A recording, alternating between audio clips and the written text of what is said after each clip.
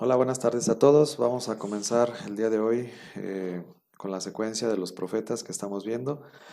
Estamos viendo pues el bloque de los profetas preexílicos, ¿verdad? Ya vimos Amós, ya vimos Oseas, ya vimos primer Isaías y ahora nos toca el turno de ver Miqueas.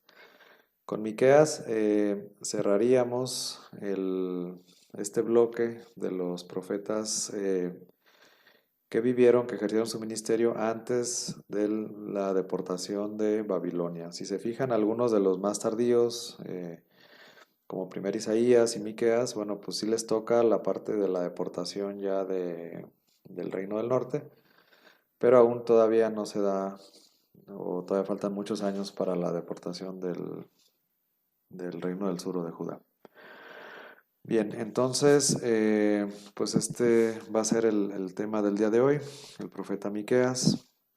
Bueno, entonces sería aquí profeta Miqueas y vamos a ver el origen del profeta, ¿no?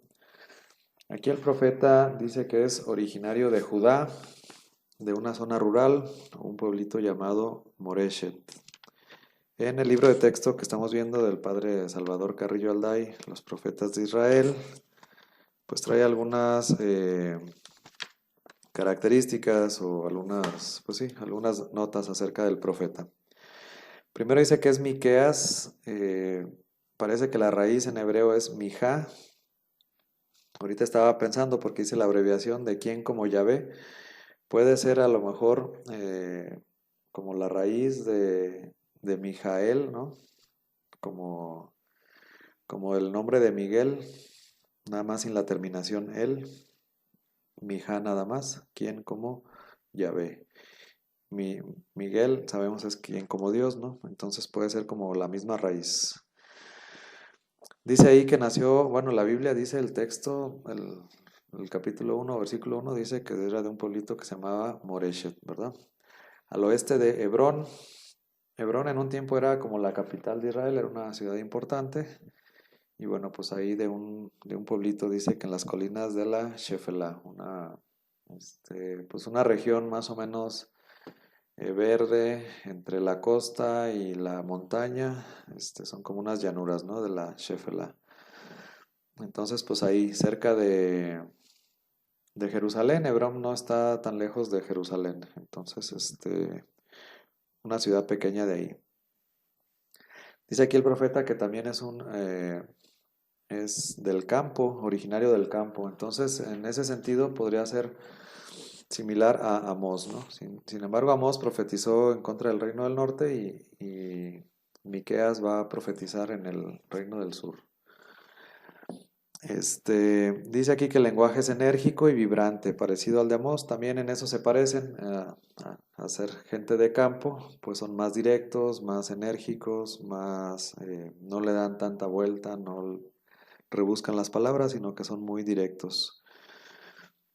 Eh, una de las características aquí, según el profeta, bueno, el libro del padre Salvador Carrillo Alday, incluso lo denomina así, Miqueas le pone profeta de la fuerza de Dios, ¿no?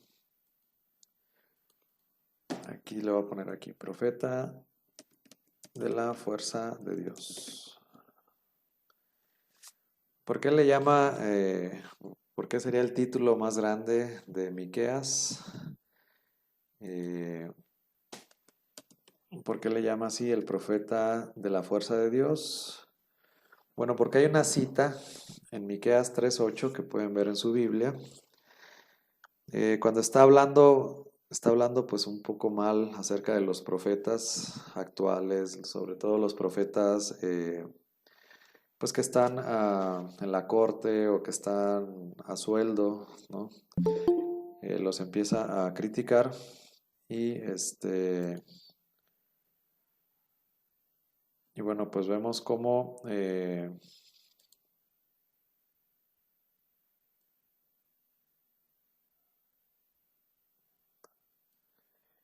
saca esta frase que nos revela muchas cosas este texto, ¿no? Dice Miqueas 3:8.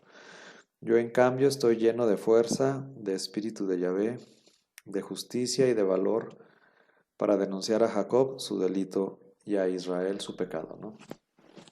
Entonces, bueno, una de las características que veíamos de los profetas era esa valentía y esa fuerza y estar llenos del Espíritu Santo, ¿no?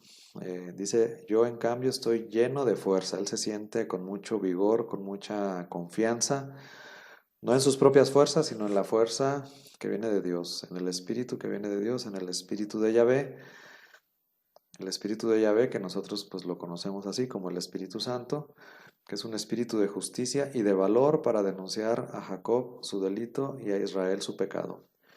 Entonces, él se siente tan confiado no en sus propias fuerzas, sino se siente confiado en Dios, que tiene ese gran valor para denunciar a Jacob. No le importa si va a hablar o a denunciar a reyes, dirigentes, sacerdotes, etcétera, no le importa. ¿Por qué? Porque él se siente confiado en Dios, él se siente confiado y se siente que está lleno de la presencia de Dios, él se siente lleno del Espíritu Santo y eso es lo que le da esa confianza de salir y denunciar a Jacob o a Israel su delito y a Israel su pecado, ¿no? El delito y el pecado, que no es tarea fácil, ¿no? No es cosa fácil. Si a veces cuando algún conocido, algún amigo sabemos que anda como que mal, pues es una tarea difícil decirle las cosas, ¿no? Hay que tener mucha sutileza y hay que saber el momento adecuado, etcétera.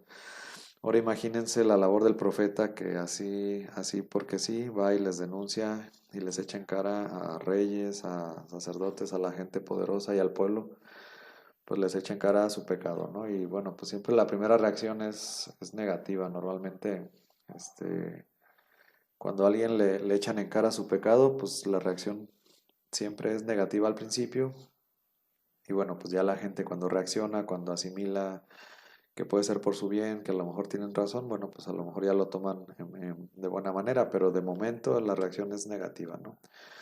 Entonces, bueno, este sería Miqueas, el profeta de la fuerza de Yahvé, del espíritu de Yahvé, y llama mucho la atención, ¿no? O sea, porque yo creo que es el único de los profetas que se presenta así con tanta valentía, con tanta fuerza y tan lleno del Espíritu Santo explícitamente, ¿no? O sea, lo dice así, lleno de fuerza, de espíritu de Yahvé, de justicia y de valor, para denunciar a Jacob su delito y a Israel su pecado.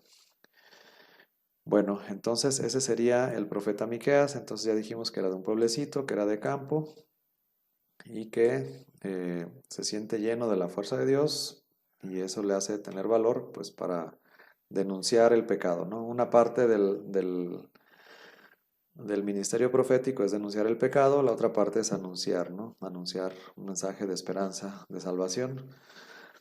Aquí él se siente confiado para denunciar el pecado, ¿no? Que quizás es lo más difícil. Bueno, el contexto histórico aquí pues vemos que el profeta ejerce su ministerio durante los reinados de Jotán, Ahaz y Ezequías. Si se fijan, son muy similar, muy contemporáneo al primer Isaías, ¿no? Un poquito después de Amós y de Oseas, pero más o menos contemporáneo con el primer Isaías. Seguramente vivieron en la misma época. Ahí hay algunos que dicen que a lo mejor hasta se conocían, se conocieron, hay mucha influencia de unos y otros. Y bueno, pues si vivían en Jerusalén, sobre todo estos, Isaías y Miqueas, y posiblemente también Oseas, cuando huye del reino del norte, posiblemente también se fue a refugiar a Jerusalén, ¿no? Entonces es posible que se hayan conocido entre ellos. Bueno, ¿cuál es el contexto histórico? Pues más o menos lo mismo, ¿verdad? La subida de Ezequías al trono en el año 727, esto es en el reino del sur. La caída de Samaria en el reino del norte en el año 722 por los asirios. La política variada de los altos, 722 al 702. Y la invasión de Sennacherib, esto es en el año 701 más o menos, en donde Sennacherib, el rey asirio, no solamente invade el reino del norte, sino también se deja ir contra algunas ciudades del reino del sur invade 46 ciudades alrededor de Jerusalén y bueno, pues es una amenaza, ¿no? Quizás este es el acontecimiento más importante de esta época. Se sienten amenazados, pues imagínense que Jerusalén, la capital, pues está a salvo, está sitiada, pero está a salvo, pero ya 46 ciudades alrededor ya están tomadas, ¿no? Entonces, bueno, pues es un peligro latente, inminente. Y pues ese va a ser el contexto en el que se va a desarrollar el ministerio profético de Miqueas. Bueno, ¿cuál es la crítica literaria, el aspecto literario del profeta Miqueas? Dice eh, que es un género literario en forma de proceso. Bueno, vemos en el texto cómo se da como este juicio en donde pleitea a veces Yahvé contra el pueblo, a veces el pueblo contra Yahvé, etcétera, ¿no? Entonces, como juicio contra las naciones, como juicio entre Yahvé e Israel, etcétera, ¿no? Entonces, el juicio es un elemento literario muy socorrido en este texto, en este libro. Y algo interesante también es que va intercalando amenazas con mensajes de esperanza y restauración. Hemos visto que casi todos los profetas, este, pues tienen su mensaje de denuncia y casi todos al final tienen algún mensaje de esperanza o en algunos lugares. Aquí deliberadamente Miqueas va combinando denuncia con esperanza, ¿no? Entonces tenemos bloques o textos de denuncia y enseguida tenemos un bloque, un texto de esperanza y luego tenemos otro bloque de denuncia y tenemos otro bloque de esperanza, ¿no? Entonces va intercalando la denuncia con la esperanza. Al parecer hay un buen trabajo de edición, de recopilación del libro y pues aquí lo interesante es distinguir el trabajo del profeta del siglo octavo y escritos posteriores o adiciones, ¿no? Igual que el primer Isaías, el profeta, digamos, histórico, eh, el profeta que existió en el siglo octavo, seguramente él escribió o estuvo al pendiente o dictó los oráculos más antiguos. Sin embargo, bueno, pues se notan algunos escritos posteriores, incluso algunos posexílicos, ¿no? Por eso ya digamos que es un trabajo de redacción, de edición, pues posterior, ¿no? Como en la mayoría de los libros del Antiguo Testamento. Bueno, eso sería en el aspecto literario. Vamos a ver entonces la estructura. La estructura está muy marcada en el libro de Miqueas. Tenemos ahí cuatro partes del libro, ¿no? La primera parte, que son el capítulo 1, versículo 2, hasta el capítulo 3, versículo 12. Estos se atribuyen al profeta histórico del siglo octavo, excepto capítulo 2, versículos 12 y 13, que se considera posexílico, ¿no? Sin embargo, todo este bloque en general se considera oráculos del profeta histórico y habla de este proceso, ¿no? De este juicio contra Israel, de qué se le acusa a Israel. Luego tenemos otra sección que dice promesas a Sión, capítulos 4, versículo 1 al 5, 14. Casi podríamos decir que son los capítulos 4 y 5. Y aquí hay dudas si el autor y la fecha de composición, etcétera, no está muy claro, no está muy definido quién pudo haber sido el autor de esta segunda sección. Luego tenemos más reproches y amenazas, todo el capítulo 6 y el capítulo 7. También otra vez se remontan al profeta histórico del siglo XVIII. Y al final otra sección con esperanzas de restauración que se atribuyen a un autor, este sí ya más definido, un autor posexílico. Bueno, esos serían como los cuatro bloques, los cuatro bloques del libro. Entonces, si ven proceso, promesas, reproches y amenazas y luego esperanzas, ¿no? Es la combinación que va haciendo el autor. Bueno, tenemos acá una serie de pecados que va a ir denunciando el profeta. Hay pecados sociales, aquí entraría también el concepto del pecado social. en donde no solamente hay pecados individuales, sino que estos pecados individuales se han generalizado tanto que se convierten en pecados sociales, ¿no? No es que una sola persona tenga codicia, sino que todas las personas tienen codicia. No es que una sola persona robe, sino que todos roban. No es que una sola persona cometa crímenes, violencia, fraudes, falsedad, sino que esta corrupción generalizada pues provoca lo que se conocen también como pecados sociales, ¿no? Que ya es generalizado, ya es general. Y entonces, pues tenemos, esto es lo que va a denunciar, pues vamos a ir viendo ahí algunos textos, la codicia, el deseo de tener más, más y más, la defraudación, ¿no? Los fraudes, los que defraudan, los que truquean las balanzas, etcétera. Y bueno, pues toda esta serie de pecados que van a estar presentes ahí en toda la sociedad. Si bien es cierto que algunos profetas, o también el mismo profeta Miqueas a veces profetiza contra los poderosos, contra los ricos, contra los sacerdotes, etcétera. Sin embargo, también profetiza contra toda la sociedad en general. Eh, Va a decir que no hay ninguno que se salve, ¿no? No hay ninguno que se escape. Esta corrupción es generalizada y bueno, pues ya no solamente son los de arriba, sino también los de abajo, ¿no? Los del medio, los de abajo, todos, quién más, quién menos, todos cometen esta serie de pecados, ¿no?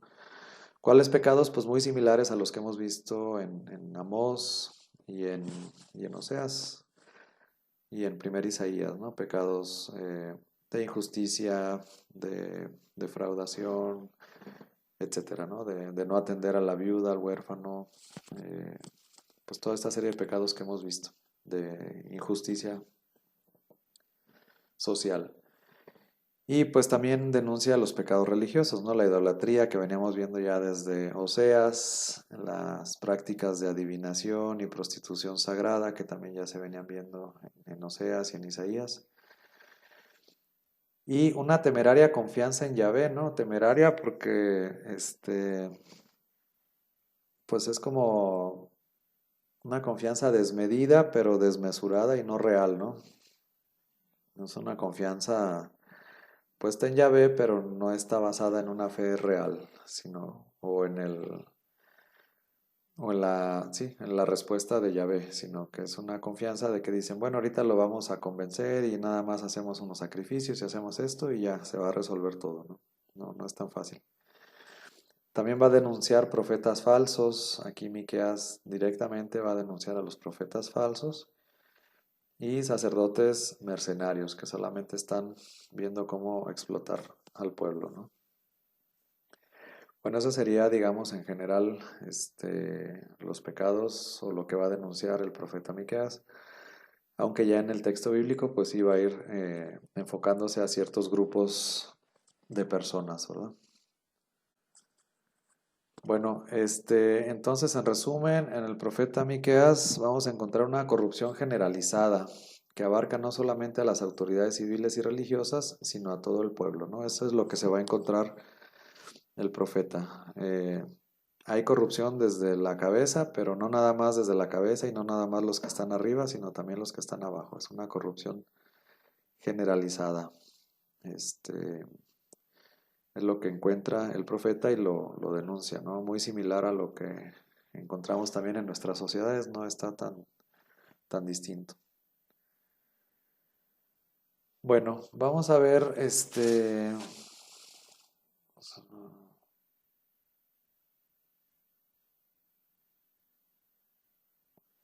vamos a ver directamente en la Biblia algunos textos. Este, para pues para seguir adelante, ¿no? Vamos a ver entonces,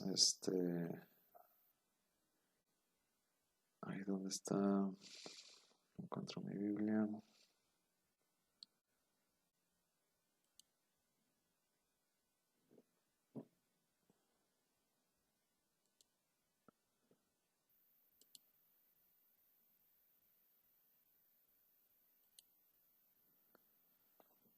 Ok, Ok, vamos a abrir entonces profetas. Tenemos a Miqueas. Ok, bueno, entonces comienza el libro de Miqueas, palabra de Yahvé que fue dirigida a Miqueas de Moreshet, ¿no? El pueblito, en tiempo de Jotam, Ahaz y Ezequías, reyes de Judá, sobre sus visiones sobre Samaria y Jerusalén. Entonces va a profetizar ante, digamos, a los dos reinos, tanto al reino del norte como al reino del sur. O a los dos juntos, a veces por separado, a veces juntos, ¿no? Bueno, aquí vamos a ver, déjenme ver.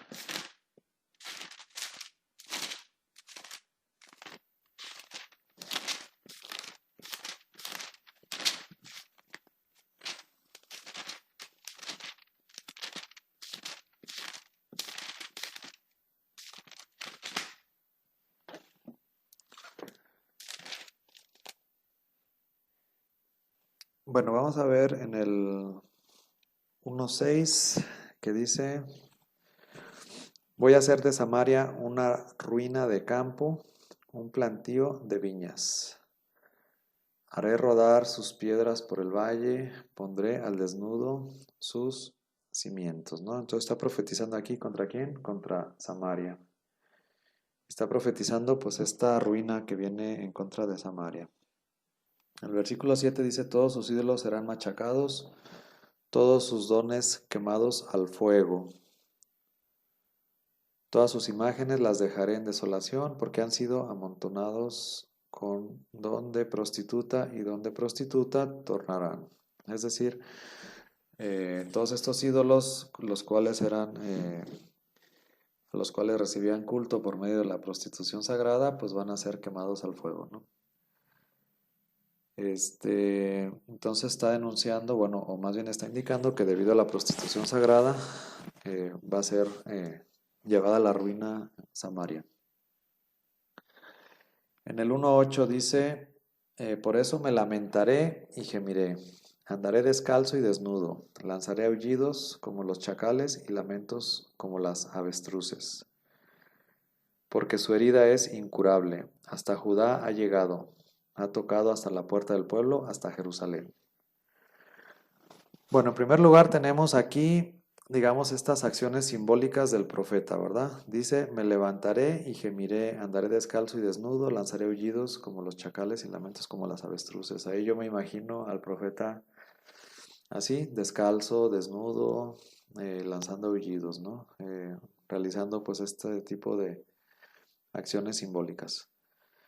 ¿Por qué? Porque su herida es incurable, ¿no? Esta herida incurable pues es digamos, es símbolo de que, bueno, pues ya el daño está hecho y ya no hay retorno, ¿no? Ya no hay vuelta atrás, ya, esta herida pues es de muerte, ¿no? O este pecado es ya no va a haber salvación, ya no va a haber vuelta de hoja, ¿no? Dice que hasta Judá ha llegado y ha tocado hasta la puerta del pueblo, hasta Jerusalén. Aquí se refiere digamos, a la época de Sennacherib, o la invasión esta en el año 701. Por eso dice hasta ha tocado la puerta del pueblo, ¿no? Porque estaban sitiados, la ciudad de Jerusalén estaba sitiada y hasta allá llegó, pues, los asirios, ¿no? Que llega a Sennacherib, invade todas las ciudades alrededor de Jerusalén que pertenecen al reino de Judá. Entonces hasta allá ha llegado la amenaza, hasta Jerusalén tocó las puertas. No pudieron abrir, no pudieron acceder al sitio de puro milagro, pero tocaron las puertas, ¿no? Bueno, eso es lo que está denunciando ahí. Después vamos a brincarnos en el capítulo 2:1, ¿no? Vamos a ver qué es lo que dice ahí el capítulo 2:1. Dice, hay de aquellos que meditan iniquidad, que traman maldad en sus lechos, y al despuntar la mañana lo ejecutan, porque están está en poder de sus manos. Codician campos y los roban, casas y las usurpan. Hacen violencia al hombre y a su casa, al individuo y a su heredad. Bueno, entonces, ¿contra quién está profetizando aquí? Bueno, pues podríamos decir los ricos, pero más que los ricos, los poderosos, ¿no? Los que tienen el poder. Esos que meditan la maldad, que traman la maldad en la noche y al día siguiente se despiertan y lo ejecutan, ¿no? Todas las maldades que se les ocurren hacer en la noche, al día siguiente las hacen. ¿Y por qué las hacen? Porque tienen el poder. Entonces, más que los ricos son los que tienen el poder de hacer qué, de robar campos, de robar casas, de cometer injusticias, de comprar jueces, de etcétera, ¿no? De torcer la ley, de hacer todo lo que ellos quieren para favorecerse, para enriquecerse, pero de una manera eh, con maldad. Todo lo hacen porque tienen el poder, ¿no? Y bueno, pues esto yo creo que es muy actual porque sí hay gente que tiene mucho poder, que sí hay gente que puede aplastar a otros judicialmente, políticamente, con dinero, etcétera. Sí hay gente que tiene la capacidad de cometer injusticias, sí hay gente que tiene la capacidad de quitarle a otro su casa, de quitarle a otro sus propiedades. Sí hay gente así, desafortunadamente, y tiene el poder de hacerlo. Y entonces se duerme en la noche pensando ahora a quién le voy a quitar su casa, ahora a quién voy a defraudar, ahora a quién le voy a quitar algo. Y se despiertan al día siguiente y lo hacen. ¿Por qué? Porque está el poder en sus manos, porque ellos tienen el poder de hacerlo, ¿no? Entonces, más que contra los ricos serían los poderosos. Bueno,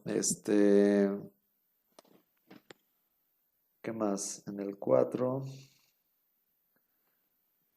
dice, aquel día se proferirá sobre vosotros una sátira, se plañirá una lamentación y se dirá, estamos despojados de todo, la porción del pueblo se ha metido a cordel, se ha medido a cordel, y no hay quien restituya a nuestros saqueadores, les tocan nuestros campos.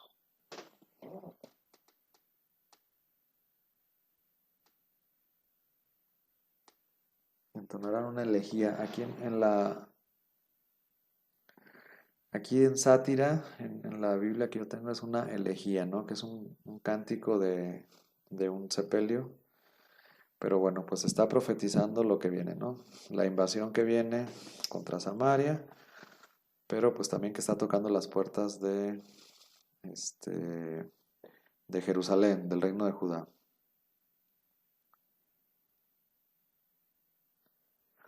Bueno, más adelante tenemos,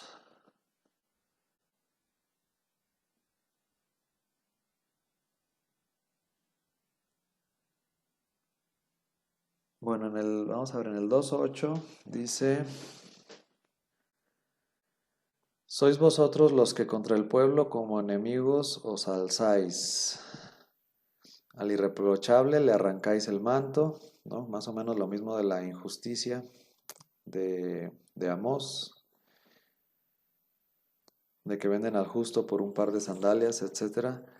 Al que pasa confiado le infligís los desastres de la guerra, ¿no?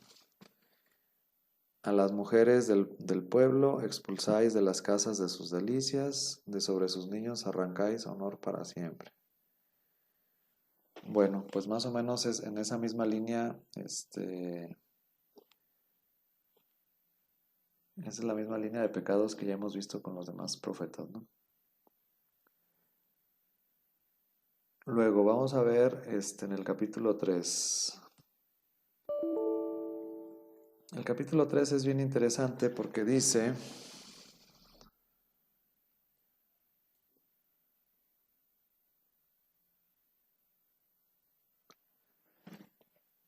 yo dije, escuchad pues, jefes de Jacob y dirigentes de la casa de Israel, ¿no es cosa vuestra conocer el derecho? Vosotros que odiáis el bien y amáis el mal, que les arrancáis la piel de encima y la carne de sobre sus huesos. los que han comido la carne del pueblo y han desollado su piel y han quebrado sus huesos, los que le han despedazado como carne en la caldera, como vianda dentro de una olla. Clamarán entonces a Yahvé, pero él no les responderá. Esconderá de ellos su rostro en aquel tiempo, por los crímenes que cometieron. Bueno, pues está hablando de esta misma injusticia social, está hablando de esta práctica, ¿no? Digamos, de los ricos, de los poderosos, de que haciendo el mal, aman el mal y actúan haciendo mal, ¿no? Y al actuar mal, les arrancan la piel de encima y la carne de sobre sus huesos. ¿A quiénes? A los débiles, a los pobres. Pues es una manera, digamos, alegórica, ¿no? De hablar cómo son explotados, ¿no? Les arrancáis la piel de encima, pues a lo mejor por el trabajo, la carne sobre sus huesos, etcétera, ¿no? Por la explotación tan grande que se daba, ¿no? En ese momento. ¿Quiénes son? Pues los jefes y los profetas también más adelante. Aquí llama la atención odian el bien y aman el mal. ¿Se acuerdan? En 1 Isaías como que nos daba la respuesta, ¿no? Amar el bien y odiar el mal. Aquí están al revés. Odian el bien y aman el mal. Y luego en el versículo 5 contra los profetas corruptos. Aquí en el 3:5 va a decir contra los profetas que extravían al pueblo, los que mientras mascan con sus dientes gritan paz, mas a quien no pone nada en su boca le declaran guerra santa. Por eso tendréis noche sin visión, oscuridad sin adivinación, se pone el sol sobre los profetas, sobre ellos el día se oscurece. Tendrán vergüenza los videntes y confusión los adivinos, y se taparán todos el bigote por no haber ya respuesta de Dios. Bueno, ¿qué es lo que les está reclamando entonces a los profetas? Pues les está reclamando su falsedad. ¿Por qué? Mascan con sus dientes. Tenemos que entender entonces que en esa época pues había algunos profetas que vivían en la corte o vivían con el rey o vivían, pues sí, en las altas esferas, se codeaban con la gente de sociedad y a veces el rey pues los mantenía, ¿no? Eran como sus profetas de cabecera.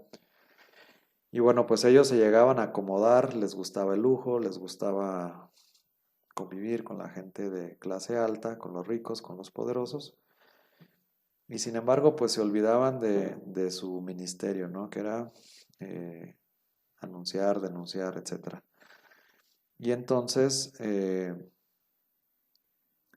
porque se han hecho también como convenencieros, ¿no? El estar a sueldo, el ser un profeta a sueldo, pues de alguna manera, eh, si tenían una profecía y sabían que iba a molestar al rey o que le iba a incomodar, pues a lo mejor la truqueaban o la torcían o sí, no la decían tal cual para que no se fuera a enojar el rey, porque si se enojaba, pues a lo mejor los despedía, los mandaba a matar o algo, entonces pues mejor la llevaban tranquilo y la llevaban bien y le daban una profecía a lo que el rey quería escuchar, ¿no? Entonces esto hacía pues que se hicieran profetas a modo, convenencieros, simplemente por estar recibiendo ahí su pago, su ganancia, por mantener su estatus, era lo que hacían. Entonces, pues contra ellos profetizan, ¿no? Y entonces en castigo, pues ya ves, si alguna vez les llegó a revelar algún mensaje, pues ahora se va a esconder de ellos, no les va a revelar nada y les dice que va a estar todo oscuro para ellos, ¿no? Y aquí es donde él dice, yo en cambio estoy lleno de fuerza, bueno, de la cita que veíamos al principio, como a comparación de los profetas, ¿no? Que están todos temerosos, confundidos, no saben ni qué va a pasar, ni qué es lo que dice Dios, ni qué es lo que espera Dios. Y en cambio él está lleno de fuerza por el espíritu de Yahvé y de juicio y de bravura para denunciar a Jacob su delito y a Israel su pecado. Escuchad esto, jefes de la casa de Jacob y dirigentes de la casa de Israel, que abomináis el juicio y torcéis toda rectitud, que edificáis a Sión con sangre y a Jerusalén con maldad. Sus jefes juzgan por soborno. Aquí viene una lista, ¿no? Ya por grupos más específicos. Entonces, les empieza a hablar a los jefes que, que abominan el juicio, que tuercen la rectitud, que edifican con sangre y Jerusalén con maldad, ¿no? Sus jefes juzgan por soborno, es decir, los jueces, ¿no? Los sacerdotes están más bien por el salario más que por su ministerio. Los profetas también vaticinan por dinero. Ahora sí que al mejor postor le profetizan lo que quieran escuchar. Y se apoyan en Yahvé diciendo, ¿no está Yahvé en medio de nosotros? ¿No vendrá sobre nosotros? Ah, ¿no está Yahvé en medio de nosotros? No vendrá sobre nosotros ningún mal, ¿no? Calmando, diciéndoles que no va a pasar nada, ¿no? Por eso, en el versículo 12, por eso, por culpa vuestra, Sión será un campo que se hará. Jerusalén se hará un montón de ruinas, y el monte de la casa un otero salvaje. Por eso, por culpa vuestra, Sión será un campo en que se hará, Jerusalén se hará un montón de ruinas, y el monte de la casa un otero salvaje. Bien, esa sería entonces la profecía. ¿Cuál es la profecía? Pues la ruina, ¿no? Porque todo el mundo está haciendo malas cosas, todo el mundo está torcido, todo el mundo está corrompido. Bien, hasta aquí alguna duda o pregunta, comentarios. A ver, me gustaría escucharlos. Bueno, en cuanto al profeta Miqueas, pues yo siento que ahí se ve un poquito el contraste con el profeta Isaías, porque igual Miqueas es como más un hombre de pueblo, humilde, a diferencia de Isaías, que era como más en relación a la aristocracia. Se me figura más bien que sería, Miqueas es como muy parecido a Amós, a lo mejor es lo que profetizaría Amós si hubiera denunciado en Judea. Eh, ¿Qué más puedo decir de Miqueas? Hasta ahorita yo creo que a mí es de los profetas que hemos visto, pues es el profeta que más me ha gustado. Y sí hace mucho énfasis en que está lleno del espíritu, de la fuerza de Dios. Y yo creo que es un profeta, pues sí, que es un profeta muy valiente porque pues denuncia a los poderosos. Y yo creo que pues eso no es nada fácil. ¿Y qué más? Pues es lo que diría. Sí, El contraste que tiene con Isaías y pues que sí se ve que aunque es un profeta muy humilde, pues sí tiene el valor, como un don del Espíritu Santo, pues para denunciar todas las injusticias, ahora sí que en el centro de lo que era Samaria y Jerusalén. sí, muy bien, sí, sí es correcto. Sin embargo, el contraste, digamos, en el estilo, en la forma, ¿no? A lo mejor ser de campo, ser más, directo.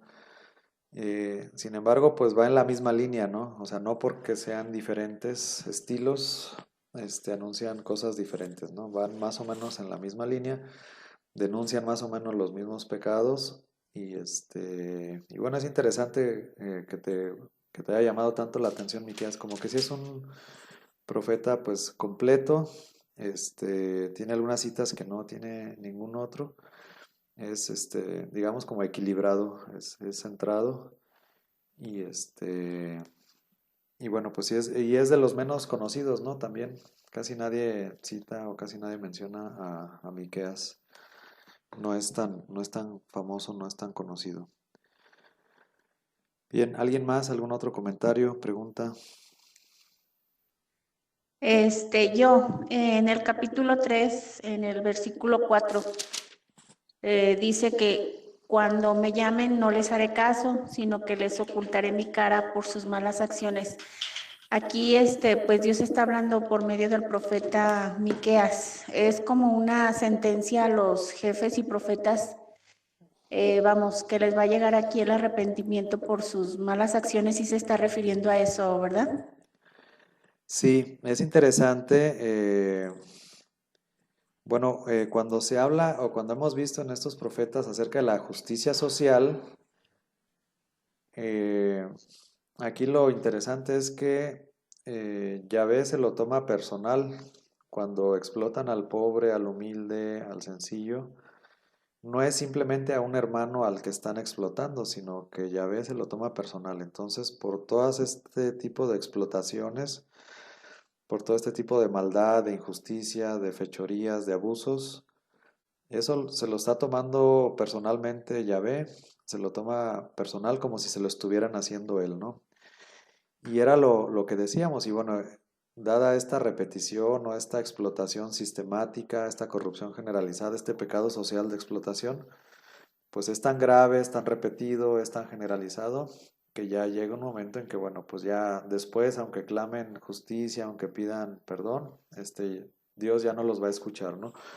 ¿Por qué? Porque no solamente explotaban al pueblo, sino que explotaban al mismo Dios, o Dios se lo toma personal.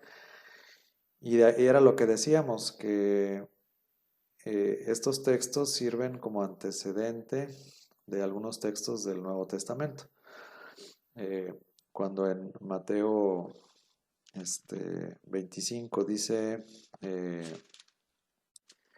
porque tuve hambre y me diste de beber, tuve sed y me diste de beber, pero cuando te dimos de beber, bueno, cuando en aquel más pequeño lo hiciste, ahí lo hiciste conmigo, ¿no? Entonces, eh, digamos que este es el antecedente porque realmente no es únicamente el hermano, sino que nosotros sabemos que ahí está Cristo, que ahí está Dios en el hermano. Y cuando nosotros cometemos este tipo de fechorías, este tipo de injusticias, no solamente la estamos cometiendo contra ellos, sino contra Dios, y Dios se lo toma personal, ¿no? Entonces hay que tener cuidado de no simplemente decir, ah, bueno, pues es un obrero y ya, pues es un indígena, es un esclavo, no sé, muchas maneras en la actualidad que podemos minimizar el valor de una persona. Pues sí, en ese obrero, en ese indigente, en ese que pide en las esquinas, ahí está Dios, ahí está Cristo. Y por eso se lo toma tan personal que, que es tal la cantidad de agravios en contra de estas personas que ya llega un momento en que ya no va a haber marcha atrás y que ya no va a haber la oportunidad de arrepentirse, ¿no? Porque fue demasiado la injusticia, demasiado el tiempo que la practicaron, que ya llega un momento en que ya no hay salvación, ya no hay forma de arrepentirse, ¿no? Digamos aquí, comparándolo con el Evangelio de Mateo, bueno, pues se supone que ya eh, cuando es el juicio final, pues ahí ya no hay manera de arrepentirse, ¿no? Y ya es el juicio y ya nada más vengan benditos de mi Padre o simplemente yo no los conozco, ¿no? Ese sería el juicio. Porque actuamos con nuestro prójimo como si fuera Dios mismo. Entonces ahí está una clave principal de que en el más humilde, en el más sencillo, pues ahí está Dios, ¿no? Y por eso también la opción preferencial por los pobres que tiene la iglesia, ¿no? Porque en los pobres ahí se identifica la iglesia, ahí encuentra su razón de ser y ahí eh, pues están como que digamos, el deseo más profundo de Dios de atender a la gente más desprotegida, ¿no? De practicar la justicia. Cuando no se practica la justicia, pues se deja de lado esto y se explota, se humilla, se ofende, sistemáticamente pues se hace menos a los que menos tienen, ¿no? Cuando deberíamos de valer lo mismo todos. ¿Sí?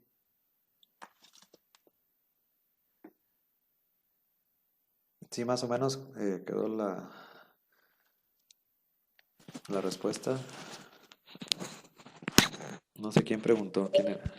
Yo, Ana. Sí, está bien, maestro. Gracias.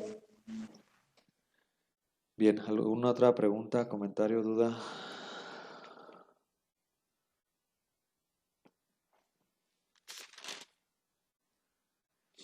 Bueno, seguimos. En el 4.6, tenemos, ahí sí lo que tenemos aquí. solamente se salvará un resto. Hemos visto cómo en todos los profetas vamos viendo cómo se va, pues, ampliando el concepto del resto de Israel. Para el resto de Israel, ¿quién es en el profeta Miqueas? Dice, aquel día, oráculo de Yahvé, yo recogeré a la oveja coja, reuniré a la descarriada y a la que yo he maltratado. Con las cojas formaré un resto, con las alejadas una nación fuerte. Entonces reinará Yahvé sobre ellos en el monte Sión desde ahora y para siempre. Bueno, entonces, a ver, ¿quién me puede decir entonces quién es el resto para Miqueas? O sea, ¿por qué es tan diferente? ¿Por qué lo presenta tan diferente que los demás profetas? ¿O quién es el resto? Yo pienso que el resto sería, después del destierro, los que quedan en la diáspora. Bueno, yo me imaginaría que son ellos, porque dice que después los va a reunir como en un rebaño. Entonces yo pensaría que serían los que fueron desterrados. Sí, sí puede ser. ¿Con qué los está comparando este resto? ¿Con qué?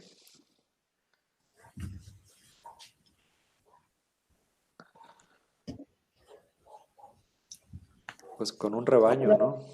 Está hablando de la oveja, dice, yo recogeré a la oveja coja, reuniré a la descarriada. Entonces las está comparando con un rebaño. Digamos que esta figura también de pastor, es la primera vez o la primera parte, si no mal recuerdo, si no hay otro texto más antiguo. Va a haber otros profetas más adelante que van a ahondar más, como Ezequiel, etcétera, ¿no? Del pastor. Y Jesús que dice, yo soy el buen pastor, yo cuido a mis ovejas, yo conozco a mis ovejas y ellas me conocen a mí. Y Ezequiel también tiene un capítulo completo acerca de los pastores. Entonces, digamos que el resto va a ser ese rebaño, ¿no? Ese rebaño que está conformado a lo mejor no de lo más selecto, porque hay ovejas cojas, hay ovejas descarriadas, hay ovejas maltratadas. Y sin embargo, con esas va a formar un resto y con esas va a ser una nación fuerte, ¿no? A lo mejor ovejas que otros descartaban porque no eran útiles o etcétera. Pero sin embargo, con ellas Dios o Yahvé, como un buen pastor, las va a juntar, las va a sanar, las va a fortalecer para ser una nación fuerte junto con ellas, ¿no? Y entonces reinaré Yahvé sobre ellos en el monte Sión, desde ahora y para siempre. Sí puede ser que tenga una idea de la diáspora y de que están, ¿cómo se llama? Dispersas todas estas ovejas y van a regresar. No necesariamente van a regresar las mejores, no necesariamente van a regresar las más perfectas, pero con las que regresen, con esas va a formar un resto y con ese resto se va a volver a formar una nación fuerte, ¿no?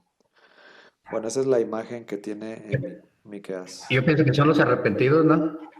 Pues también, ahí entramos nosotros, ¿no? ¿O no? Pues también, ¿no? ¿Quién no se ha Sí, arrepentido? claro. Claro, pues ahí nos abre la salvación también a nosotros, ¿no? Este, También hay una cita de San Pablo, me parece, que dice que no ha escogido lo mejor de este mundo o algo así, ¿no? Sino que lo que el mundo considera como despreciable. Y pues ahí vamos también nosotros, ¿no? Lo que para el mundo es insignificante, es lo que formamos a lo mejor la iglesia, ¿no? Bueno, pues más o menos por ahí va. No necesariamente lo que para el mundo es fuerte, lo que para el mundo es poderoso, lo que para el mundo es sabio, somos los que creemos en Cristo, sino a veces lo que podría considerarse como desechos de la sociedad o los despreciados o los marginados, ¿no? de la sociedad, a veces son los que van más aventajados en el camino del reino de los cielos, ¿no? Pues Jesús mismo dice que las prostitutas les llevan adelantado el camino a los fariseos, ¿no? Entonces, puede ser por ahí más o menos. Bueno, entonces esa es la idea que tiene el profeta acerca del resto de Israel, ¿no? Es ese rebaño que se va a juntar, más adelante, aquel día, más adelante se va a juntar otra vez este rebaño y de ese rebaño se va a formar una nación fuerte. Bien, hay otra cita que no tengo aquí en las diapositivas, pero también vale la pena resaltar. En el 5.1 dice, en cuanto a ti, Belén Efratá, la menor entre los clanes de Judá, de ti sacaré al que ha de ser el gobernador de Israel. Sus orígenes son antiguos desde tiempos remotos. Bien, digamos que esta es la cita que anuncia de que el Mesías tenía que nacer en Belén, ¿no? En cuanto a ti, Belén Efratá, la menor entre los clanes de Judá, de ti sacaré al que ha de ser el gobernador de Israel. Cuando los Reyes Magos, o cuando Herodes le pregunta a sus sabios, ¿no? ¿De dónde debería de nacer? Pues le dicen en Belén, ¿no? Yo creo que haciendo referencia a esta cita. Bueno, es bueno tenerlo ahí como conocimiento, ¿no? Ya profetiza el nacimiento de Jesús en Belén. Bueno, y luego más adelante tenemos entonces reproches y amenazas. En el capítulo 6 tenemos un nuevo proceso, un nuevo juicio, ¿no? Contra Israel. Y en este género literario de juicio, de proceso, como si se estuviera estableciendo un juicio, tenemos ahí pues un pleito entre Yahvé y su pueblo. Dice en el 6.1, déjenme lo busco acá.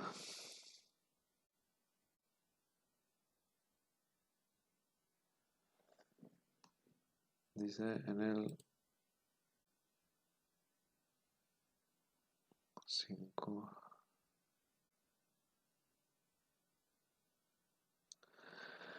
Dice en el 6.1. Escuchad ahora lo que dice Yahvé, levántate, pleitea con los montes y oigan las colinas tu voz, ¿no? Pone así como el estrado, como el jurado, como los testigos van a ser los montes y las colinas, ¿no? Escuchad montes, el pleito de Yahvé, prestad oídos, cimientos de la tierra, pues Yahvé tiene pleito con su pueblo. Órale, ya se enojó, ¿no? Va a pelearse con su pueblo. Se querella contra Israel, ¿no? Establece una demanda contra Israel, Yahvé. Y bueno, eh, les empieza a decir, pueblo mío, ¿qué te he hecho? ¿En qué te he molestado?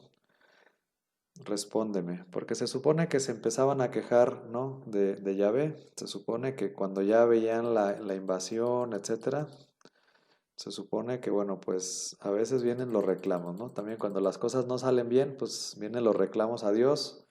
¿Por qué Dios pasa esto? ¿Por qué permites que pase esto? Bueno, pues aquí empieza estos reclamos. eh, y dice, pueblo mío, ¿qué te he hecho? ¿En qué te he molestado? Respóndeme. ¿En que te hice subir del país de Egipto y de la casa de servidumbre te rescaté y mandé delante de ti a Moisés, Aarón y María? Pueblo mío, recuerda por favor qué maquinó Balac, rey de Moab, y qué le contestó Balaam, hijo de Beor, desde Sittim hasta Gilgal, para que conozcas las justicias de Yahvé. Con que me presentaré yo, Yahvé, me inclinaré ante el Dios de lo alto. Me presentaré con holocausto, con becerros, añales, etcétera, ¿no? Bueno, ¿cuál es la idea de esta cita, no? Eh, pues que normalmente el pueblo se queja de lo que Dios hace o no hace.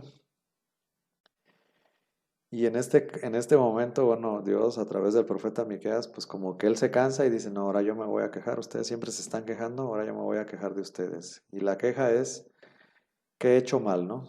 ¿Qué te he hecho o qué he hecho mal? Cuando todo lo que ha hecho Yahvé por su pueblo ha sido bueno. Lo sacó de Egipto, lo sacó de la esclavitud, les dio una tierra, etcétera. Todo lo que Dios ha hecho por su pueblo ha sido bueno. Y entonces, pues el pleito es este. ¿Qué he hecho yo contigo, no? Lo único que he hecho es cosas buenas por ti. Y ese pleito, lo puede establecer también Dios con cada uno de nosotros, ¿no? Si nos dijera a nosotros en lugar de pueblo mío, si nos dijera Miguel, Martín, Carmen, Ángeles, Víctor, Pedro, Trino, si nos dijera, ¿qué te he hecho? ¿En qué te he molestado? No es más bien que yo, todo lo que he hecho desde que naciste ha sido darte bendiciones materiales y espirituales. ¿Qué he hecho yo en contra de ti? ¿Qué he hecho yo para que tú puedas reclamar? ¿Qué he hecho yo para que tú puedas responder así de esa manera o puedas revelarte con tus actos, ¿no? Entonces va por esa línea, pueblo mío, ¿qué te he hecho? No porque les esté preguntando porque no sepa qué, o sea, él sabe qué es lo que ha hecho y él sabe que todo lo que ha hecho por su pueblo ha sido bueno. Más bien el pueblo es el que no ha respondido como se esperaba, pero todo lo que Dios ha hecho por su pueblo es bueno y ha sido bueno. Entonces, bueno, pues es bien interesante esta cita porque eh,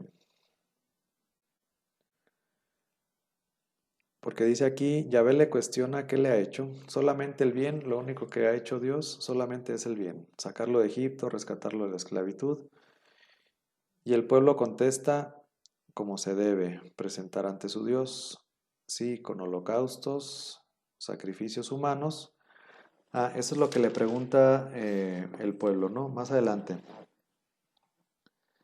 Dice en el 6.6. Vamos a ver qué es lo que dice 6.6. Dice, ¿con qué me presentaré? Bueno, ya está contestando el pueblo, ¿verdad? Como que recapacita el pueblo, se da cuenta de lo que en lo que se ha equivocado. Y dice, ¿con qué me presentaré yo a Yahvé? Me inclinaré ante el Dios de lo alto, me presentaré con holocaustos, con becerros, añales.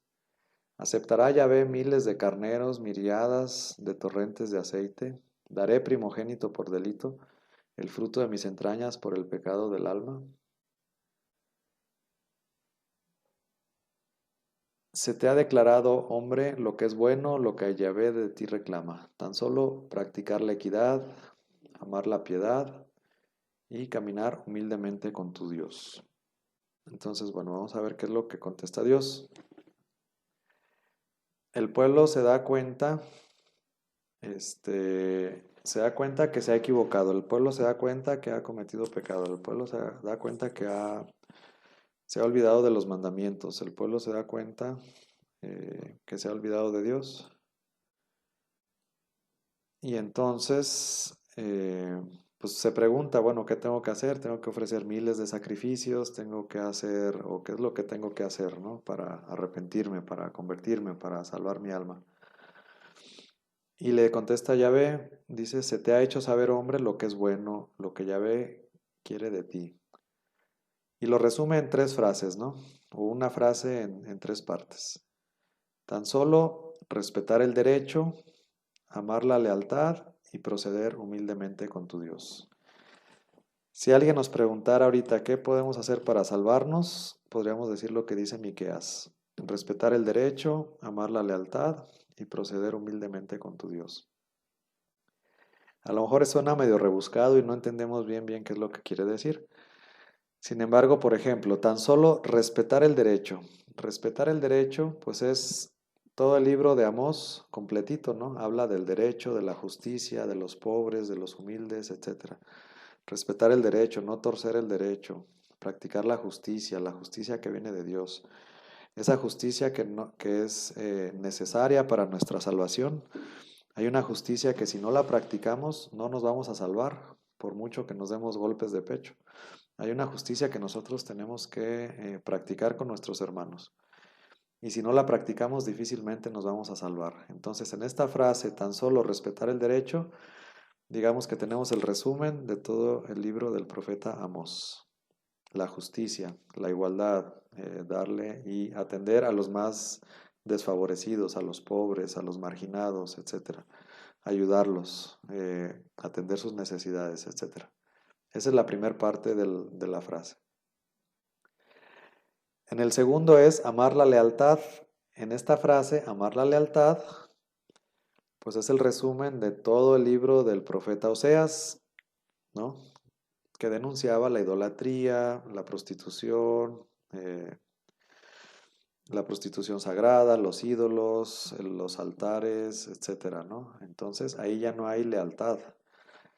Entonces más bien amar la lealtad, es decir, lo opuesto de amar la deslealtad.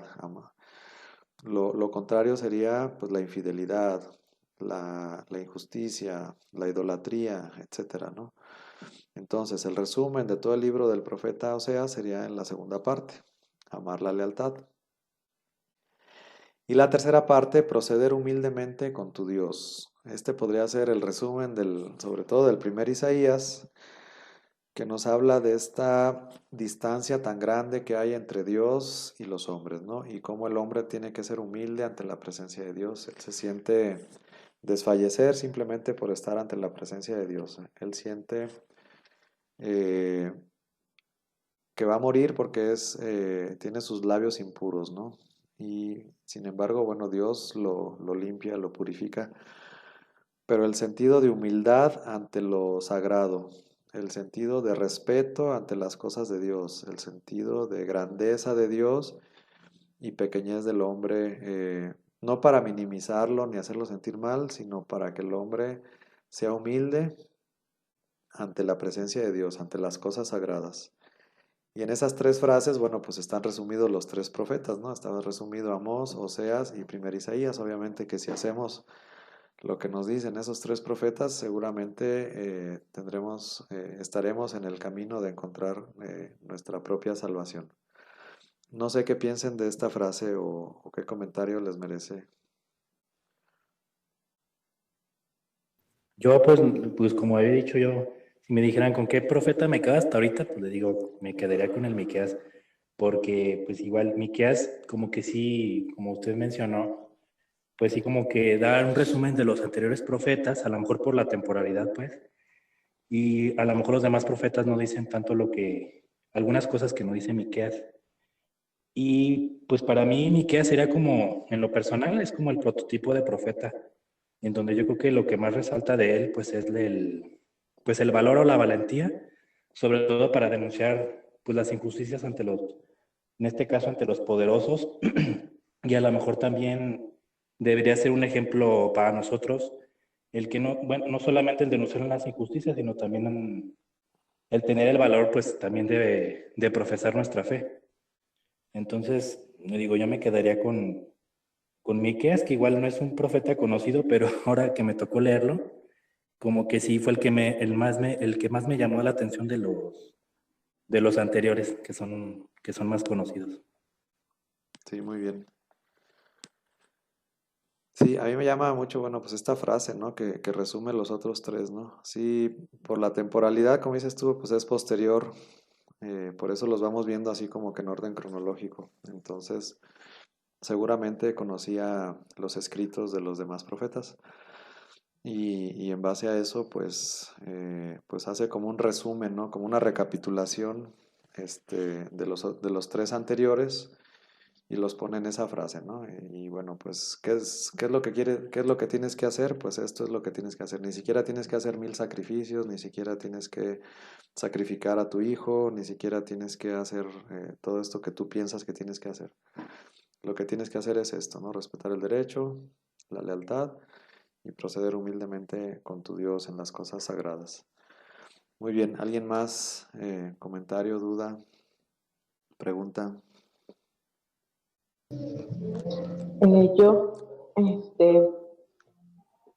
Estas frases, respetar el derecho, amar la lealtad y proceder humildemente con tu Dios, se me hace como la respuesta a todos los problemas del mundo. Y cuando leí esta parte, pensé, imaginé, si cada uno hiciera, no sé, esto, si todas las personas del mundo hiciéramos esto, pues yo creo que sería muy distinto el mundo, o yo creo que aquí la respuesta a todos los problemas del mundo, tanto sociales como ecológicos, espirituales, creo que lo engloba todo, creo que esa es la respuesta a nuestros problemas. Y se me hace tan sencillo. Sí, pues se dice tan sencillo, pero todo lo que abarca, ¿no? Sí, Una cosa es resumirlo así en tres frases muy cortitas, pero lo que implica uno, lo que implica otro y lo que implica el otro. Y sí, ciertamente practicando la justicia, amando a Dios sobre todas las cosas, procediendo humildemente contra Él, pues ahí está, digamos, de alguna manera amarás a Dios y a tu prójimo como a ti mismo, ¿no? Entonces está como el resumen, pero visto desde los ojos de los profetas, eh, sobre todo en la práctica, que es lo que más nos cuesta trabajo, ¿no? En nuestra sociedad, en donde cada quien se esfuerza simplemente por sacar su familia adelante y no te importa lo demás, tu trabajo, y realmente llegamos a hacernos indiferentes, ¿no? Con los demás. En donde cada vez Dios forma menos parte importante en las familias y en donde hay menos respeto también por las cosas de Dios, ¿no? Por las cosas sagradas. Entonces, sí, yo coincido también, ahí tenemos pues parte de la solución, y aunque la revelación no estaba completa, completada, pues ya nos da una idea que no choca con el Nuevo Testamento, con las ideas y el pensamiento de Jesús, al contrario, que lo complementa, ¿no? Este, pero, eh, pero va en la misma línea, ¿no? Y pues sí, lo malo es que no estudiamos mucho estos textos, y lo malo es que no los digerimos y no los aplicamos nosotros mismos como para darlos a conocer a los demás. Pero sí, como resumen, o bueno, pues es que cada profeta tiene sus frases, ¿no? Hay unos que ama el bien, odia el mal, etcétera. Pues también son frases, buenas, ¿no? Que podemos aplicar ahí, intentar aplicar directamente en nuestra vida, pero vean la importancia del derecho y la justicia. Eso es muy, muy importante, ¿no? Ante los ojos de Dios. Y bueno, la lealtad, pues también es importante. Y respetar también las cosas de Dios y proceder con humildad, no con soberbia. No solamente con Dios, sino también con las demás personas. Pues bueno, aquí tendríamos como que lo que es el resumen, no solamente de Miqueas, sino también el resumen de los otros profetas. Y hay otras citas que hablan de la injusticia generalizada y un mensaje de esperanza que da al final en el capítulo 7. Me gustaría, sobre este mismo texto de Pueblo mío, ¿qué te he hecho? Fíjense, hay un canto, este, hay un canto que a mí me gusta mucho y nos hace reflexionar, ¿no? Y sobre todo, porque este canto va en la misma línea de, bueno, reclamarle Dios, Yahvé, a su pueblo, pues, ¿qué le ha hecho? Sino lo único que le ha hecho es el bien, ¿no? Lo único que le ha hecho es bendecirlo, igual que a cada uno de nosotros. Y lo enlaza con el Nuevo Testamento. Este canto que vamos a escuchar a continuación, pues no solamente lo pone en el momento en el que le revela a Miqueas esta palabra, ¿no? Pueblo mío, ¿qué te he hecho? Sino que lo pone como en el momento de la cruz, este, todavía más allá, ¿no? Imaginémonos qué he hecho, y luego en el momento de la crucifixión. Entonces empieza a hacer como una recapitulación de todo lo que ha hecho por su pueblo, y al mismo tiempo cómo a Jesús ha sido ultrajado, azotado, etcétera, ¿no? Entonces es muy interesante este canto, porque nos ayuda a enlazar el Antiguo Testamento con el Nuevo Testamento, con la misma idea de pueblo mío, ¿qué te he hecho?, ¿no? De hecho así se llama el canto. Y bueno, pues yo aquí me gustaría que lo escucháramos, porque no, ni siquiera tiene imágenes, que lo escucháramos así tranquilamente, detenidamente, que le pusiéramos mucha atención al mensaje, tanto en la línea del Antiguo Testamento como en la línea del Nuevo Testamento, y de ahí a ver qué luces podemos tener a la luz de la palabra de Dios y a la luz también de este canto, ¿no? Entonces los invito a que pongan mucha atención, los invito a que guarden silencio, que no se distraigan con otras cosas ahí en su casa. Si le pueden subir al volumen y concentrarse, si quieren cerrar los ojos, lo pueden hacer. Pero sobre todo poner mucha atención en la letra. Entonces, pues vamos a escucharlo.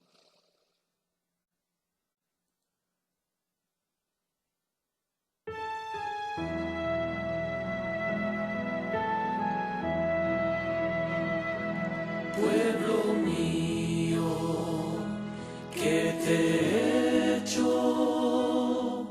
¿En qué te he ofendido? Pueblo mío, respóndeme. Yo fui quien te sacó de Egipto.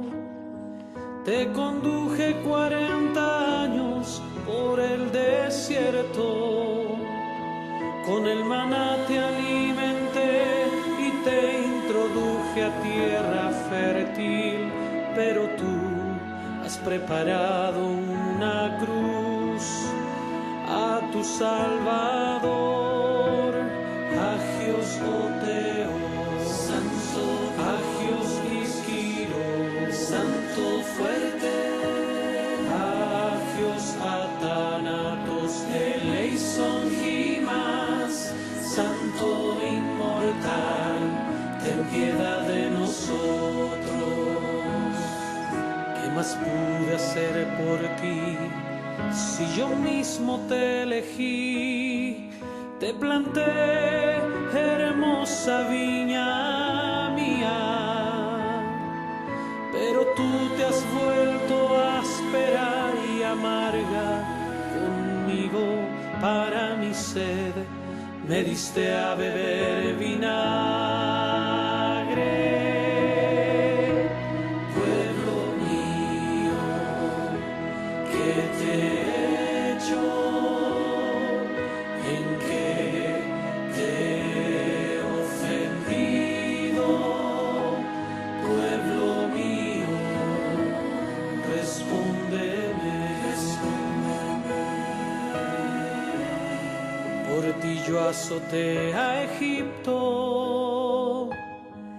te libré del faraón en el mar rojo, pero tú me has entregado para que me azote, me has entregado a los sumos sacerdotes, Agios Oteo, Santo Agios Isquiro, Santo fuerte, Agios Atanatos, Eleison Gimas, Santo inmortal, ten piedad de nosotros. Yo te abrí camino por el mar, te guié con una columna de nubes. Tú me has abierto el costado con tu lanza, me has conducido al pretorio de Pilatos. Pueblo mío, ¿qué te he hecho? ¿En qué te he ofendido? Pueblo mío, respóndeme. Yo te di a comer maná en el desierto, te di a beber el agua salvadora. Tú me has dado bofetadas y azotes, me has dado a beber hiel y vinagre, Agios Oteo, Santo Agios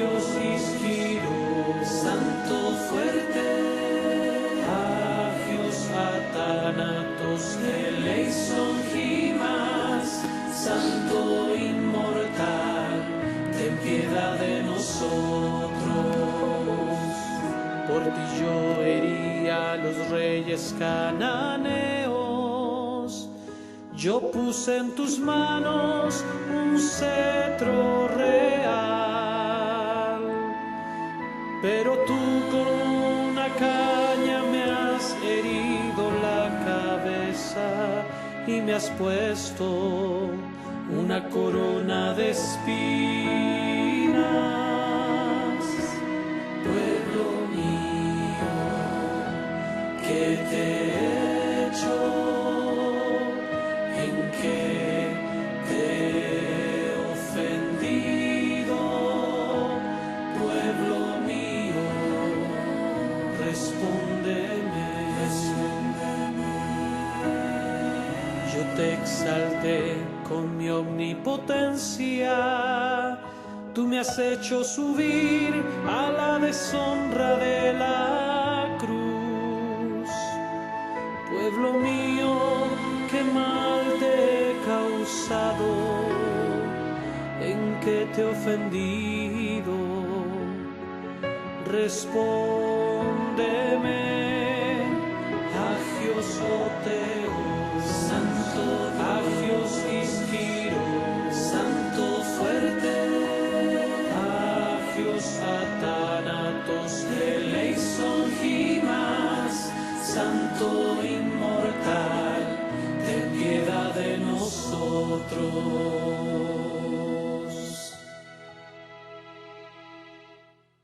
Pues va en esta línea, ¿no? Y surge de esta cita de Miqueas 6:3, ¿no? Pueblo mío, ¿qué te he hecho? De hecho es el título de la canción, va en esta línea.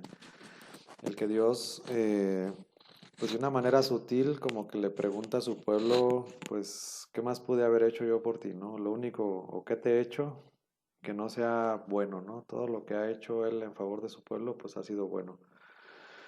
Y es interesante ver cómo va relacionando el Antiguo Testamento con el Nuevo Testamento.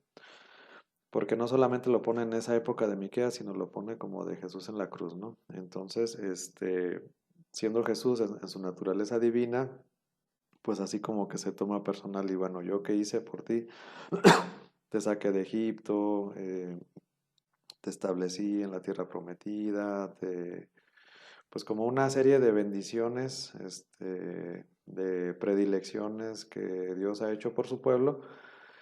Todo lo que ha hecho por Dios, por su pueblo es bueno, y sin embargo el pueblo le ha pagado mal desde la antigüedad, ¿no? Y ahora más, crucificando a Jesucristo, el Hijo de Dios vivo, Jesús en su naturaleza humana, pero también en su naturaleza divina, está siendo crucificado por este mismo pueblo, no es otro pueblo, es el mismo pueblo del que está hablando Miqueas, es el mismo pueblo que años más adelante va a crucificar a Jesús. Entonces, se me hace muy interesante el canto, muy ad hoc. Primero porque viene de esta cita, pero yo creo que la clave ahí para poder interpretar correctamente ese texto también es aplicándolo a nosotros personalmente, ¿no? Yo creo que ahí es donde está la enseñanza.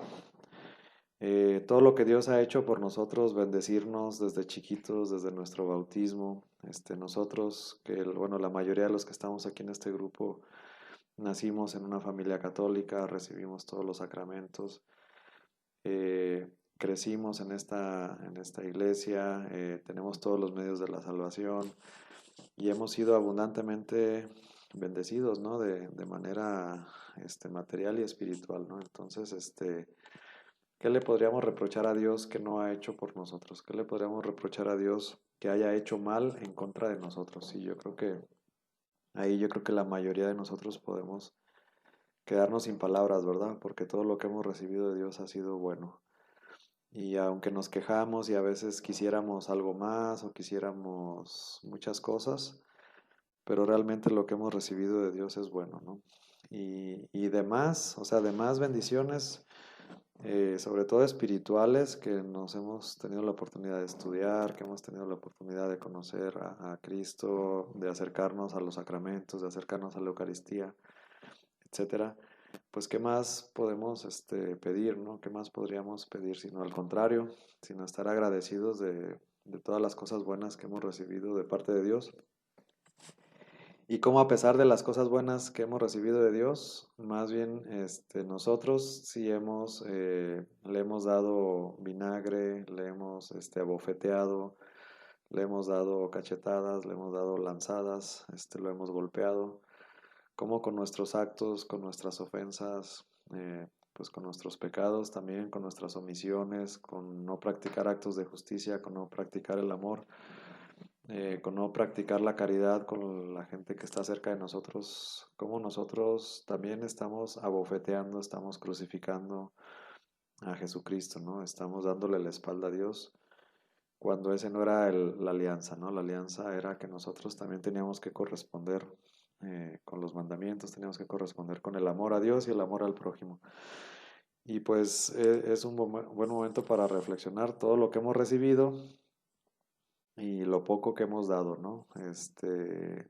Bueno, yo en lo personal no sé, pero imagino que la mayoría pues sí podríamos reflexionar cómo le hemos pagado a Dios ese amor tan grande que nos ha dado desde que nacimos o incluso antes de nacer, y cómo le hemos pagado nosotros, si le hemos pagado con frutos o le hemos pagado con vinagre, ¿no? Con cachetadas, con golpes, con latigazos, con cruces de espinas, etcétera, ¿no? Entonces, yo creo que es bien interesante hacer esta reflexión. Les voy a dejar la liga ahí sí, del video que está en YouTube para que, bueno, pues en la noche o otro día hagan su oración basándonos en eso. Y que también nos sirve para ejemplificar un poquito la parte de Miqueas, ¿no? Que originalmente este texto estaba escrito en el Antiguo Testamento, pero que este cántico lo actualiza al Nuevo Testamento y lo relaciona con el Nuevo Testamento. Sin embargo, ya desde el Antiguo Testamento ya Dios le preguntaba a su pueblo, bueno, ¿qué he hecho contigo? ¿Qué te he hecho, no? ¿Qué te he hecho de mal? Que más bien es puro bien lo que yo he hecho contigo, ¿no?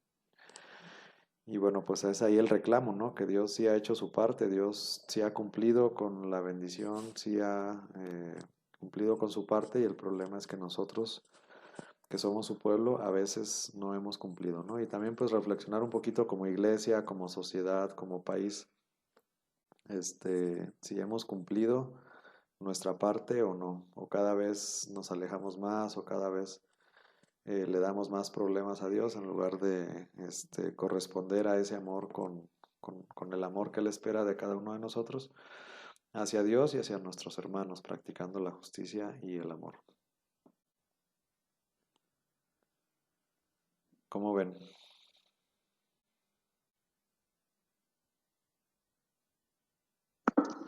Pues está muy fuerte. La verdad es que sí te hace reflexionar mucho, y obviamente ya con música y con el sentimiento con el que cantan las personas, pues ya como que es más llegador, pero sí, o sea, es intenso, ¿no? O sea, cómo se atreve Dios a preguntarnos, más bien como que se siente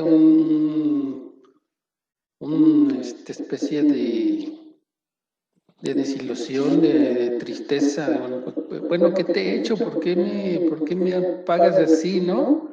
O sea, yo que te he dado todo, te he dado el amor, y uno, pues ahí está respondiéndole así, ¿no? Entonces sí es fuerte, o sea, el mensaje es fuerte. Digo, la canción está muy bien ligado al Antiguo y el Nuevo Testamento, y todo lo que hizo en el Antiguo Testamento fue estar salvando, estar dándole todo al pueblo de Israel, y llega toda reflejado con Cristo, y bueno, así es como lo maneja la canción, y pues así fue, ¿no? Pero como tú dices, aplicado ya con nosotros, imagínate, ¿no? Que Dios te pregunte, bueno, ¿yo qué te he hecho? ¿Yo qué te he hecho? Y como tú bien decías, o sea, yo creo que no le voy a poder responder, o sea, sí está fuerte, sí me llegó bastante. Sí, sí nos hace reflexionar a mí también, pues hablando del pueblo de Israel, como ese pueblo que recibió tantas bendiciones, tantos beneficios, ese mismo pueblo fue el que crucifica a su hijo, ¿no? como que es algo incomprensible y seguramente pues ese sentimiento, ¿no? En cuanto al pueblo. Y en cuanto a nosotros, pues también todos los beneficios que hemos recibido y incluso dentro de la Iglesia Católica y aún más por pertenecer a la Iglesia Católica y por recibir todos los sacramentos y todos los medios de salvación, pues tenemos mayor responsabilidad y mayor, pues sí, nuestra respuesta nuestros frutos deberían de ser mayores y sin embargo, pues a veces no están, ¿no? Y pone el dedo en la llaga y pues de eso se trata la palabra de Dios, ¿no? De que si nos preguntara Dios en este momento qué nos ha hecho, qué nos ha hecho, si bien o mal, o qué es lo que nos ha hecho y nosotros qué hemos hecho por Él, pues sí nos debe de llevar a reflexionar, ¿no? A lo mejor hay cosas que no estamos haciendo bien, o a lo mejor hay cosas que ni siquiera estamos haciendo y que deberíamos de hacer para corresponder ese amor tan grande que Dios nos tiene, ¿no? Y que la muestra más grande pues es Jesús en la cruz y que ese amor tan grande a veces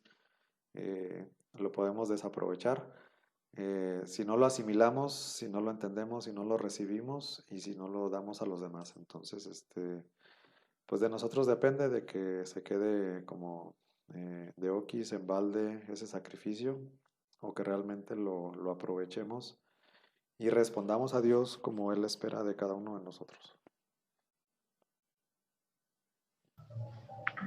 A mí, profe, me llama la atención en cómo se dirige a nosotros, con qué cariño y con qué humildad se dirige. O sea, pueblo mío, como diciendo, a pesar de todo, de mi dolor, sigue siendo mío y te sigo amando. Al decir pueblo mío, yo siento que dice hija mía, hijo mío, o sea, que sigues siendo amado. Ahí siento que te habla como con un amor, con una misericordia y a la vez con una humildad. Se me hace muy bonito esta manera como suave y amorosa de, de querer llegar a tu corazón. Sí, es, Y tenía una pregunta. Dice que mandó delante de ti a Moisés, Aarón y María. No sé qué María. María es la hermana de Aarón. Había una María que era hermana de Aarón, que era la profetisa. Pero sí, sí es correcto lo que dices, o sea, pueblo mío, aún a pesar de él conocer nuestros pecados, nuestras rebeldías, nuestras carencias, nuestra mala paga, ¿no? De la manera que le estamos pagando mal, aún así nos dice pueblo mío, ¿no? Entonces, con ese amor, como dices tú, a pesar de, está ese amor, ¿no? Depende de nosotros el aceptarnos, el aceptar ese amor, el darnos cuenta de en qué estamos fallando, pero el amor ahí sigue estando aún a pesar de nuestro pecado, aún a pesar de nuestras carencias, aún a pesar de nuestras rebeldías, aún a pesar de pagarle mal todo el bien que nos ha hecho. Entonces, sí es buena tu observación, porque a pesar de eso, Dios nos sigue amando, ¿no? Y Jesús seguía amando a los que lo estaban golpeando, etcétera. Entonces, más bien nosotros tener la capacidad de asimilar tanto amor que Dios tiene por su pueblo y que Dios tiene por cada uno de nosotros también.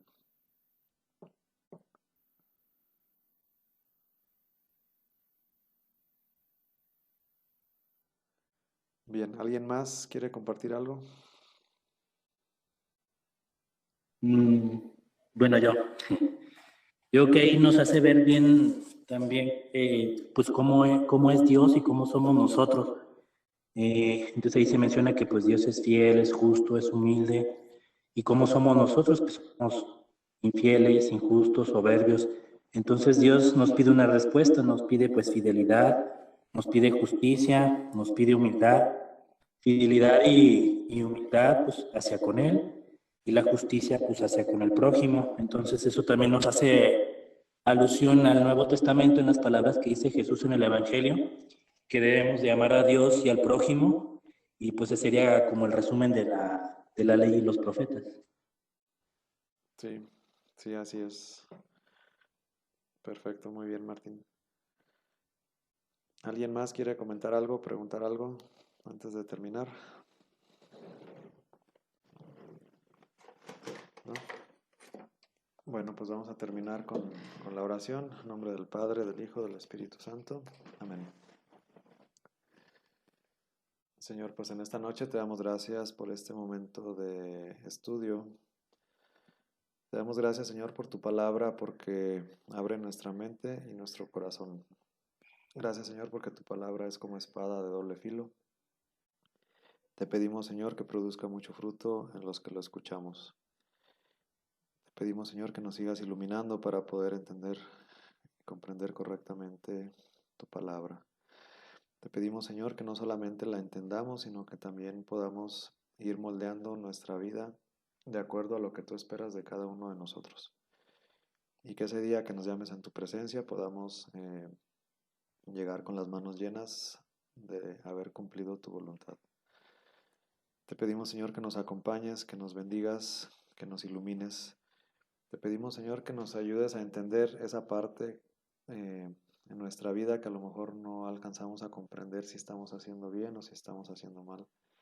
Te pedimos, Señor, que nos ayudes, que nos ilumines, que sepamos en qué momento debemos de ayudar a las demás personas y que nos des esa generosidad para poder hacerlo de todo corazón. Te pedimos, Señor, que nos ilumines para que podamos verte en cada una de las personas que nos encontramos en una esquina pidiendo una moneda, que podamos verte en cualquier persona, Señor. Dulce Madre, no te alejes, tu vista de mí no apartes, ven conmigo a todas partes y solo nunca nos dejes. Ya que nos proteges tanto como verdadera Madre, haz que nos bendiga el Padre, el Hijo y el Espíritu Santo. Amén. Buenas noches a todos.